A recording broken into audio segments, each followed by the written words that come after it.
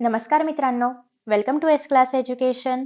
आज आपण पाहतोय इयत्ता 12वी इतिहासामधील 7वा पाठ, तो म्हणजे भारत निर्वसाहतीकरण ते एकीकरण. याच्या आधीच्या पाठामध्ये आपण पाहिले होते की वसाहतवाद्यांविरुद्ध भारतीयांनी लढा द्यायला, संघर्ष करायला सुरुवात केली होती. त्याचे सगळे टप्पे आपण पाहिले. स्वातंत्र्य पूर्व काळातील सगळे टप्पे किंवा त्याच्यानंतर कुठल्या संस्था होत्या, कुठले असोसिएशन्स होते, त्यानंतर कशा पद्धतीने जहालमतवादी आणि मवाळमतवादी असे दोन विचार होते, दोन नेतृत्व होते. त्याच्यानंतर पुढे पुढे आपण पाहिलं होतं की गांधीजींचं वर्चस्व वाढत गेलं आणि त्यांच्या नेतृत्वाखाली मग बरेचसे आंदोलनं झाली. आंदोलनं म्हणण्यापेक्षा आपण म्हणूया की सत्याग्रह झाले आणि ते सगळ्या गोष्टी आपण कव्हर केलेल्या आहेत. आय होप की तुम्ही ते व्हिडिओज पाहिले असतील. तर आता आपण पाहतोय वसाहतीकरणापासून एकीकरणापर्यंतची जी काही वाटचाल आहे भारताची. वसाहतवाद्यांचे वसाहतीवरील वर्चस्व संपुष्टात येणे आणि त्यांनी वसाहतींमधील स्थानिक लोकांच्या हाती सत्ता सुपूर्त करणे म्हणजेच निर्वसाहतीकरण. वसाहतवादी म्हणजे कोण? इंग्रज. त्यांनी एकतर आपल्या भारतामध्ये येऊन राज्य केलं, त्याला आपण म्हणणार आहोत वसाहतवाद निर्माण करणं किंवा वसाहती निर्माण करणं बेसिकली. त्या वसाहतींविरुद्ध आपण लढा दिला. त्यानंतर ते वसाहती निर्माण करणारे लोक सोडून गेले किंवा त्यांची सत्ता संपुष्टात आली, त्याला आपण म्हणणार आहोत निर्वसाहतीकरण. वसाहतवादाला विरोध करणं, स्वातंत्र्य लढा देणं, वसाहतींना मिळालेले स्वातंत्र्य हे निर्वसाहतीकरणाचे 3 टप्पे आहेत. म्हणजे कुठल्याही देशाचं किंवा कुठल्याही सत्तेचं किंवा कुठल्याही ठिकाणचं जेव्हा निर्वसाहतीकरण होतं तेव्हा सुरुवात होते विरोध करण्यापासून, असंतोष निर्माण करण्यापासून. मग लोकांमध्ये ही असंतोषाची भावना पसरली जाते, लोक लढा देतात आणि त्यानंतर मग त्या वसाहतींना किंवा त्या देशांना, त्या प्रांताला स्वातंत्र्य मिळतं. 15 ऑगस्ट 1947 रोजी भारताला स्वातंत्र्य मिळालं. मात्र त्यावेळी भारतामध्ये अनेक छोटी छोटी संस्थाने अस्तित्वात होती. भारतामध्ये सामील होणं किंवा न होणं हे ठरवण्याचा अधिकार या संस्थानांना देण्यात आला होता. तुम्हाला माहिती असेल की भारत जरी स्वातंत्र्य झाला असेल तरी तो फक्त इंग्रजांच्या गुलामगिरीमधून बाहेर आला होता. त्याच्यामध्ये अजूनही अंतर्गत खूप वाद होते, अंतर्गत खूप वाटण्या होत्या किंवा खूप संस्थानं होती. त्यांना अजून भारतामध्ये आणायचं होतं किंवा इनफॅक्ट त्यांना भारतात राहायचंय की पाकिस्तानमध्ये राहायचं आहे किंवा पाकिस्तानशी जोडायचं आहे की त्यांना आपला असा एक स्वतंत्र देशच हवा आहे, हे सगळं ठरवण्याचे अधिकार त्यांनाच देण्यात आले होते. भारतामध्ये सामील होणं न होणं हा त्यांचा अधिकार होता.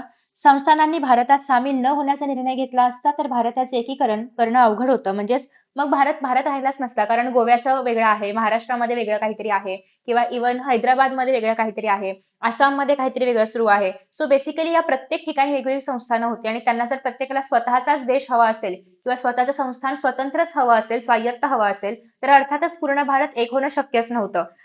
आता त्यांनी खरं तर हा निर्णय कसा घेतला किंवा याच्यामध्ये कोणी जास्त योगदान दिलं हा निर्णय घेण्याचा, भारतीय एकीकरण करण्याचा, हे सगळं आपण पुढे पाहणार आहोत. परंतु भारताचे पहिले उपप्रधानमंत्री आणि गृहमंत्री सरदार वल्लभभाई पटेल यांच्या प्रयत्नांतून संस्थाने भारतामध्ये विलीन होण्यास तयार झाली आणि त्यामुळेच खरं तर भारताचं एकत्रीकरण झालं.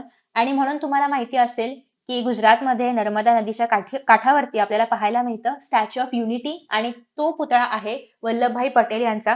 त्याचं रिझनच हे आहे की त्यांनी भारताला युनाइट केलं, एकत्र आणलं आणि त्यामुळे त्या पुतळ्याला किंवा त्यांच्या त्या स्टॅच्यूला आपण स्टॅच्यू ऑफ युनिटी असं म्हणतो. या पाठामध्ये आपण याविषयी माहिती घेणार आहोत की भारताचं एकीकरण किंवा एकत्रीकरण कसं झालं.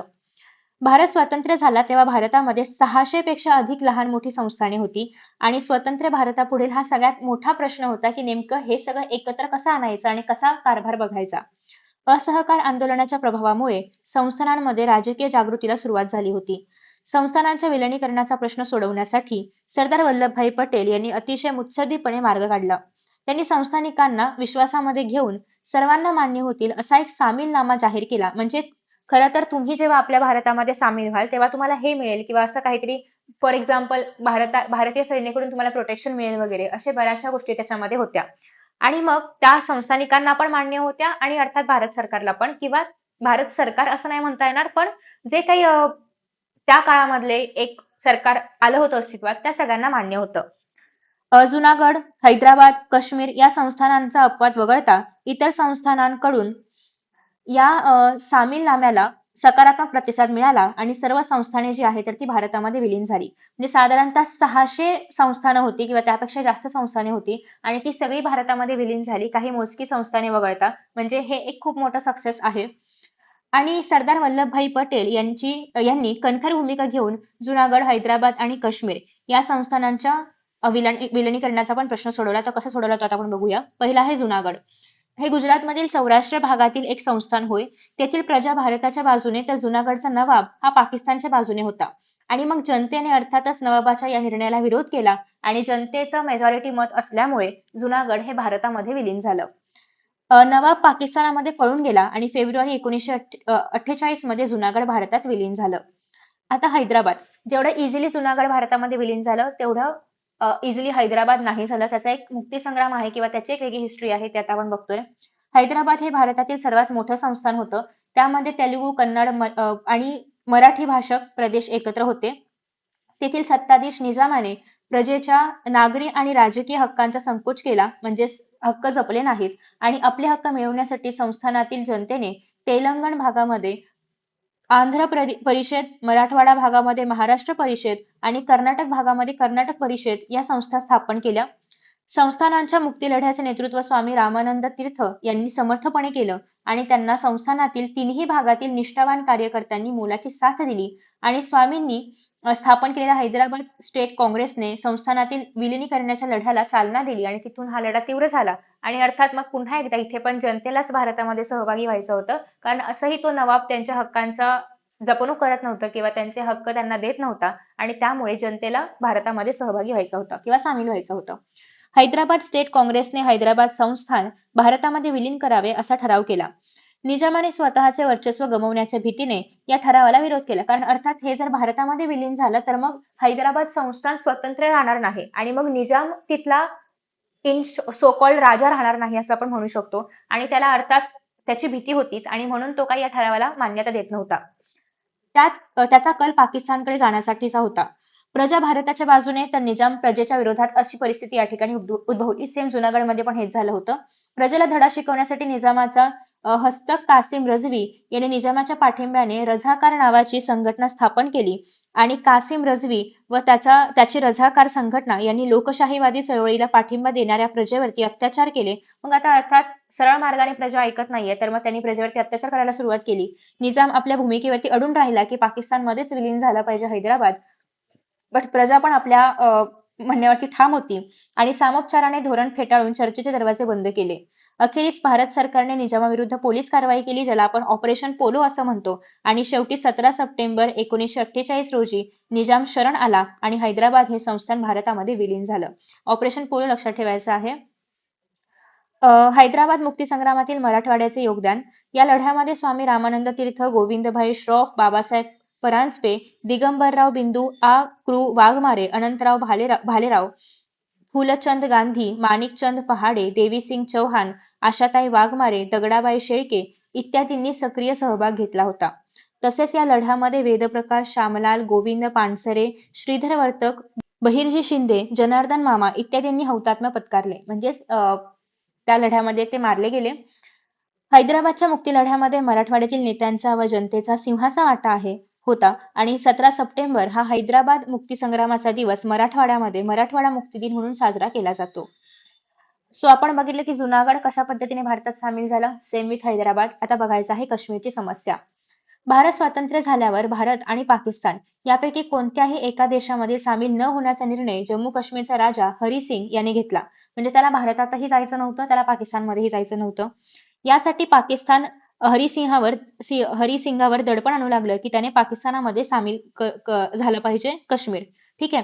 22 ऑक्टोबर 1947 रोजी या संस्थानावर पाकिस्तानी सीमेवरील सशस्त्र टोळ्यांनी आक्रमण केलं. म्हणजे ऍटलीस्ट त्या भीतीने का होईना हरिसिंग जे आहेत तर ते काश्मीरला पाकिस्तानामध्ये विलीन करतील किंवा सामील करतील. दोन्ही देशांपासून आपले स्वातंत्र्य अस्तित्वात राखू इच्छिणाऱ्या राजा हरिसिंगने काश्मीरच्या संरक्षणासाठी भारताकडे लष्करी सहकार्य मागितलं. कारण अर्थात पाकिस्तान त्याच्यावरती आक्रमण वगैरे करते तर त्याने स्वतःला सुरक्षित तर ठेवलं पाहिजे. मग एकमेव ऑप्शन होता तो म्हणजे भारत, ज्याने भारताने स्वतःहून लष्करी सहकार्य पाठवलं मागितल्यानंतर. 27 ऑक्टोबर 1947 रोजी राजा हरिसिंगने आपले संस्थान मग भारतामध्ये विलीन करण्यासाठी परवानगी दिली.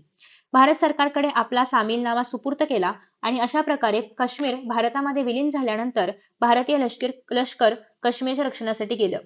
लष्कराने काश्मीरचा मोठा भाग घुसखोरांच्या हातातून परत मिळवला आणि काही भाग मात्र पाकिस्तानाच्या ताब्यामध्ये राहिला, जो आपण POK म्हणून ओळखतो. सो जानेवारी 1948 मध्ये भारताने काश्मीरचा प्रश्न संयुक्त राष्ट्रसंघामध्ये नेला की असं झालेलं आहे. नवाब म्हणजे जे काही राजा होता हरिसिंग त्याने तर तो प्रदेश भारतामध्ये विलीन केलेला आहे. पण तरी सुद्धा पाकिस्तानने आक्रमण करून तो जिंकलेला आहे वगैरे वगैरे. सो दोन देशांमधील काश्मीरच्या या वादास आंतरराष्ट्रीय स्वरूप प्राप्त झालं. काश्मीरमधून पाकिस्तानी सैन्य काढून घेणं राष्ट्रसंघाला देखील शक्य नाही झालं. परंतु प्रौढ मताधिकाराच्या आधारे तत्कालीन नॅशनल कॉन्फरन्स पक्षाच्या सरकारने म्हणजे या घटनासभेसाठी मतदान घेतलं की कोणाला असं वाटतंय की पाकिस्तानने ते सैन्य काढावं किंवा कोणाला असं वाटतंय की भारताचा अधिकार आहे त्या भागावरती. तर अशा प्रकारे मतदान घेण्यात आलं. आणि मग घटनासभेने भारतामध्ये विलीन होण्यावर शिक्कामोर्तब केलं कारण त्यासाठी मतं जास्त होती. जम्मू काश्मीरची घटना अंमलात आली आणि तेव्हापासून जम्मू काश्मीर हा भारतीय संघराज्याचा अविभाज्य भाग आहे आणि भारतीय राज्यघटनेच्या कलम 370 अन्वये काश्मीरला विशेष राज्याचा दर्जा सुद्धा प्रदान करण्यात आला होता. तर अशा प्रकारे ही आहे काश्मीरची कथा. पण अजून सुद्धा सगळाच काश्मीर किंवा पूर्ण काश्मीर आपल्या भागात नाहीये. काही पाक ऑक्युपाईड काश्मीरचा पण भाग आहेच आणि त्याच्यावरतीही अजूनही त्याच्या रिगार्डिंग अजूनही लढाया युद्ध वगैरे चालू आहेत आणि अजूनही संघर्ष चालू आहे. नेक्स्ट आहे दादरा व नगर हवेली. गुजरातच्या समुद्र किनाऱ्यापासून काही अंतरावर असलेल्या आणि दमणगंगा नदीच्या उत्तरेकडीलचा हा भाग आहे त्याला आपण दादरा आणि नगर हवेली असं म्हणतो. या प्रदेशावरती पोर्तुगीजांची सत्ता होती आणि या भागावर त्यांनी गव्हर्नरची नेमणूक केली होती. 15 ऑगस्ट 1947 नंतर हा भाग पोर्तुगीजांनी भारतीयांच्या ताब्यात देऊन निघून जाणे अपेक्षित होतं कारण भारत स्वतंत्र झाला होता. परंतु पोर्तुगीज मात्र काही गेले नाहीत. स्थानिक जनता पोर्तुगीजांच्या विरुद्ध सक्रिय झाली म्हणजे जनतेला पण कळून चुकलं होतं की हे काही सोडून जात नाहीयेत, आता आपल्याला पावलं उचलावी लागणार आहेत. आणि United front of Goans Azad Gomantak दल यांनी परस्पर सहकार्य करून हा भाग पोर्तुगीजांच्या ताब्यातून मुक्त करून घेतला आणि त्यासाठी मोहिमा आखल्या. 1954 साली फ्रान्सिस मस्कार्निस, विमल सरदेसाई या आझाद गोमंतकाच्या नेत्यांनी चळवळ अतिशय तीव्र केल्या आणि कार्यकर्त्यांनी प्रखर आंदोलनाच्या माध्यमातून नगर हवेलीचा भाग जो आहे तर तो ताब्यात घेतला. युनायटेड फ्रंट ऑफ गोवन संघटनेने दादरा भागावरती नियंत्रण मिळवले आणि आझाद गोमंतक परिषदेच्या राष्ट्रवादी मुक्ती सेनेने नरोली, पिंपरिया, सिल्वासाचा भाग ताब्यात घेतला. स्थानिक पोलीस ठाणी आणि प्रशासकीय कार्यालयांवरती हल्ले चढवले.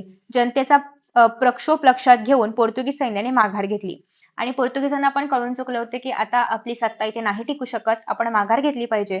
पोर्तुगीज कॅप्टन फिडाल्गो याने शरणागती पत्करली आणि केंद्र सरकारने के. बदलानी या अधिकाऱ्यास या भागामध्ये प्रशासन सुरळीत करण्यासाठी पाठवले आणि दमण आणि दीवला सुद्धा केंद्राकडून विशेष दर्जा देण्यात आलेला आहे. त्यांनी भारत सरकारशी केलेल्या करारानुसार दादरा आणि नगर हवेलीचा भाग कायदेशीररित्या 2 ऑगस्ट 1954 रोजी भारताकडे हस्तांतरित झाला. म्हणजे भारत स्वतंत्र झाल्यानंतर पण इतके वर्ष हा भाग भारताच्या अधिपत्याखाली येत नव्हता कारण याच्यावरती पोर्तुगीजांचं राज्य होतं. या लढ्यामध्ये विश्वानंत लवंदे, राजाभाऊ वाकणकर, सुधीर फडके, नानासाहेब काजरेकर, निळूभाऊ लिमये, वसंत झांसले इत्यादींनी भाग घेतला होता आणि मग यानंतर 1961 मध्ये या भागाला केंद्रशासित प्रदेशाचा दर्जा देण्यात आला. ठीक आहे. सो हे झालं दादरा आणि नगर हवेली बद्दल. नेक्स्ट आहे गोवा. गोव्यातील पोर्तुगीज सत्ता झुगारून देण्यासाठी स्वातंत्र्यपूर्व कालखंडातच प्रयत्न सुरू झाले होते. म्हणजे आधीपासूनच गोवा हा स्वातंत्र्य करण्याचे प्रयत्न सुरू झालेच होते. 1928 मध्ये मुंबईमध्ये गोवा काँग्रेस कमिटीची स्थापना झाली. Doctor T B. कुन्हा गोवा काँग्रेस कमिटीचे प्रमुख होते आणि 1929 मध्ये गोवा काँग्रेस भारतीय राष्ट्रीय सभेच्या अंतर्गत असलेली एक शाखा निर्माण झाली. 1939 मध्ये आपण पाहिलं की छोडो गोवा ही जी पत्रके आहेत तर ती सगळ्या गोव्यामध्ये लावण्यात आली होती. म्हणजे ते पोर्तुगीजांविरुद्ध या ठिकाणी हालचाली सुरू आहेत की गोवा सोडून जा अशा प्रकारची आंदोलनं करण्यात आली होती आणि संयुक्त आघाडीचे अध्यक्ष फ्रान्सिस मस्कार्निस यांनी भारतीय राष्ट्रध्वज त्या ठिकाणी फडकवला. 1946 मध्ये डॉक्टर राम मनोहर लोहिया यांच्या नेतृत्वाखाली सविनय कायदेभंगाचे आंदोलन पण करण्यात आले. लोहियांना पोर्तुगीज सरकारने पकडून हद्दपार केलं कारण अर्थात ते त्यांच्या विरुद्ध आवाज उठवत होते आणि पोर्तुगीजांना भीती होती की आपलं वर्चस्व इथे कमी होईल. मडगाव येथील सत्याग्रहामध्ये भाग घेतल्यानंतर doctor T B. Cunha, Purushottam Kakodkar, doctor Ram Hegde, doctor P. Shirodkar, Gopal Mayekar यांना अटक झाली आणि डॉक्टर कुन्हा यांना 8 वर्ष तुरुंगवासाची शिक्षा पण ठोठावण्यात आली. त्यांना पोर्तुगालमधील तुरुंगामध्ये ठेवण्यात आलं आणि पुढे त्यांना भारतात आणल्यावर आझाद गोवा आणि स्वतंत्र गोवा अशी वृत्तपत्रे त्यांनी सुरू केली. आणि अर्थात यातून समाज प्रबोधन करणं, लोकांच्या मनामध्ये जागृती निर्माण करणं किंवा त्यांच्या मनामध्ये आपल्या प्रदेशाविषयी प्रेम निर्माण करणं पोर्तुगीजांना तिथून बाहेर काढणं, या सगळ्या गोष्टींबद्दलची जी काही आपण म्हणूया प्रेरणा करणारे जे लेख आहेत तर ते याच्यामध्ये होते. भारत स्वतंत्र झाल्यावरती गोवा मुक्ती लढा महाराष्ट्रातील चळवळीचा एक भाग बनला. 1954 मध्ये पुण्यात गोवा विमोचन सहाय्यक समिती स्थापन करण्यात आली आणि केशवराव जेधे, ना. ग. गोरे, जयंतराव टिळक यांनी या समितीचे नेतृत्व स्वीकारले. नानासाहेब गोरे सेनापती बापट यांच्या नेतृत्वाखाली सत्याग्रही गोव्यामध्ये गेले. त्यांच्यातील एका पथकाने पणजीच्या किल्ल्यावरती भारताचा तिरंगा फडकवला आणि आचार्य प्र. के. अत्रे यांनी आपल्या मराठा या दैनिकातून या लढ्यासाठी बळ दिलं. म्हणजे आपण पाहतोय की फक्त गोव्यातच नव्हे तर इव्हन महाराष्ट्रातून सुद्धा याला प्रोत्साहन दिलं जात होतं. पंडित महादेव शास्त्री जोशी, शिरूभाऊ लिमये, पीटर अल्वारिस, सुधा जोशी इत्यादी कार्यकर्ते लढ्यामध्ये सामील झाले आणि या लढ्यात मोहन रानडे यांचे योगदान अतिशय मोलाचं आहे. त्यांनी पोर्तुगीज सत्तेविरुद्ध पद्धतशीर प्रचार सुरू केला आणि त्यांनी आझाद गोमंतक दलाच्या सहकार्याने सशस्त्र हालचाली सुरू केल्या. त्यांनी पोलीस स्टेशनवरती हल्ला केला असता पोलिसांनी केलेल्या गोळीबारामध्ये ते जखमी झाले. पोर्तुगीज सरकारने त्यांना 1972 पर्यंत तुरुंगातच ठेवलं. पंडित जवाहरलाल नेहरू यांनी लोकभावनेची दखल घेऊन लष्करी कारवाईचा निर्णय घेतला. ऑपरेशन विजय असं त्याचं नाव होतं आणि या अंतर्गत भारतीय सैन्य जे आहे ते गोव्यात उतरलं. स्थानिक जनतेने सुद्धा या सैन्याला मदत केली. सैन्याला मदत केली, अर्थात जनता सुद्धा पोर्तुगीजांच्या विरुद्ध लढा देत होतीच आणि पोर्तुगीजांनी पेरलेल्या भूसुरुंगाबद्दल त्यांनी सैन्याला माहिती दिली की पोर्तुगीजांनी असं सुरुंग वगैरे पेरलेलं आहे आणि त्याच्यामुळे सैन्य अजून सतर्क झालं. 48 तासांच्या आत पोर्तुगीज शरण आले आणि 19 डिसेंबर 1961 रोजी गोवा भारतीय संघराज्यामध्ये सामील झालं आणि गोव्याचे 450 वर्षांचे पारतंत्र्य संपुष्टात आले. म्हणजे ऍटलिस्ट संपूर्ण भारत तरी 150 वर्ष इंग्रजांच्या गुलामगिरीमध्ये होता. परंतु त्याच्या आधी अर्थात मुघल आणि इतर राज्यकर्ते होतेच, पण गोव्यावरती खूप आधीपासून म्हणजे 450 वर्षांपासून पोर्तुगीजच राज्य करत होते. तर इथे आपल्याला स्वातंत्र्य भारत बघायला मिळतोय, ऍक्च्युअल भारत बघायला मिळतोय. त्यासोबतच पाकिस्तानचा प्रदेश या ठिकाणी बघायला मिळतोय. पूर्व पाकिस्तान आहे जो की नंतर बांगलादेशमध्ये कन्वर्ट झाला, ते आपण पुढे बघणार आहोतच. तर या ठिकाणी तुम्हाला काही पर्टिक्युलर भाग पाहायला मिळतात. गोवा वगैरे आता आपण पाहिलं किंवा त्यासोबतच नवी दिल्ली जी की आपल्या भारताची राजधानी आहे. त्यानंतर दादरा नगर हवेलीचे स्थान वगैरे तुम्हाला इथे बघायला मिळतंय. ठीक आहे. सो पुडुचेरी किंवा पॉंडिचेरी दोन्ही नावं चालू शकतात. भारत स्वतंत्र झाला त्यावेळी पॉंडिचेरीचा काही भाग हा फ्रेंचांच्या ताब्यात होता. सो तुम्हाला कुठल्या भागामध्ये कोणाची सत्ता आहे तर ती लक्षात ठेवायची आहे. गोव्यामध्ये पोर्तुगीज आहेत, पुडुचेरीमध्ये फ्रेंच आहेत. ब्रिटिश राज्यकर्त्यांना घालवून दिल्यास पोर्तुगीज आणि फ्रेंच स्वतःहून निघून जातील असं भारतीयांना वाटत होतं, पण नाही, ते गोव्यातूनही गेले नाहीत आणि पॉंडिचेरीमधून पण फ्रेंच गेले नाहीत. पॉंडिचेरी किंवा पुडुचेरी, कारिकल, माहे आणि यानम हे एकमेकांशी निगडीत नसणारे प्रदेश आणि पश्चिम बंगालमधील चंद्रनगरचा प्रदेश फ्रेंचांच्या ताब्यात होता. म्हणजे खरं तर तुम्ही जर या ठिकाणी पाहिलं तर माहे कुठे आहे, पॉंडिचेरी कुठे आहे, कारिकल ऍटलीस्ट जवळ आहे, यानम कुठे आहे. म्हणजे असं पण नाही की सलग राज्य करतायत ते. त्यांनी पण छान अशा कॉलनीज किंवा वसाहती बनवलेल्या आहेत आणि ते त्या पद्धतीने राज्य करतायत.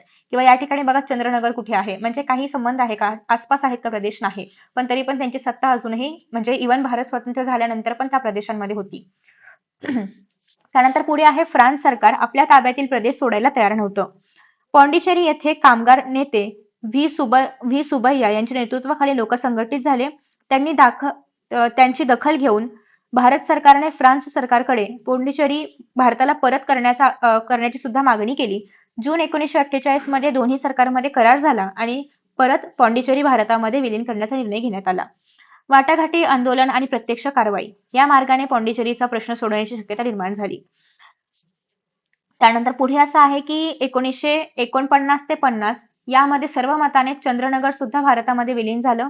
पुढे 13 ऑक्टोबर 1954 रोजी फ्रान्स आणि भारत या उभय सरकारांमध्ये विलिनीकरणाची प्रक्रिया निश्चित झाली आणि विधिमंडळ, नगरपालिका यांमध्ये सुद्धा विलिनीकरणाच्या बाजूने मतदान झालं आणि मग ते पॉंडिचेरी जे आहे तर ते भारतामध्ये आलं. 1 नोव्हेंबर 1954 रोजी भारताला या सगळ्या फ्रेंच वसाहतींचा ताबा मिळाला. मग त्याच्यामध्ये चंद्रनगर येत आहे, पॉंडिचेरी आहे, यानम आहे, माहे आहे, कारिकल आहे. ठीक आहे. आणि 1962 मध्ये या कराराला फ्रान्सच्या संसदेने मान्यता दिली आणि 1963 मध्ये पॉंडिचेरी हा भारताचा केंद्रशासित प्रदेश बनला. प्रधानमंत्री पंडित नेहरू आणि सरदार वल्लभभाई पटेल यांच्या पुढाकाराने भारतातील संस्थानांचे प्रदेश भारतीय संघराज्याचे घटक बनले आणि भारताच्या एकीकरणाची प्रक्रिया सुद्धा पूर्ण झाली. पुढच्या पाठामध्ये आपण जागतिक महायुद्धे आणि भारत यांचा कसा संबंध आहे किंवा कसे परिणाम भारतावरती होत गेले याचा अभ्यास करणार आहोत. सो आय होप की तुम्हाला हा संपूर्ण पाठ समजला असेल आणि हा व्हिडिओ आवडला असेल. Thank you so much for watching this video and see you in the next video. Bye bye.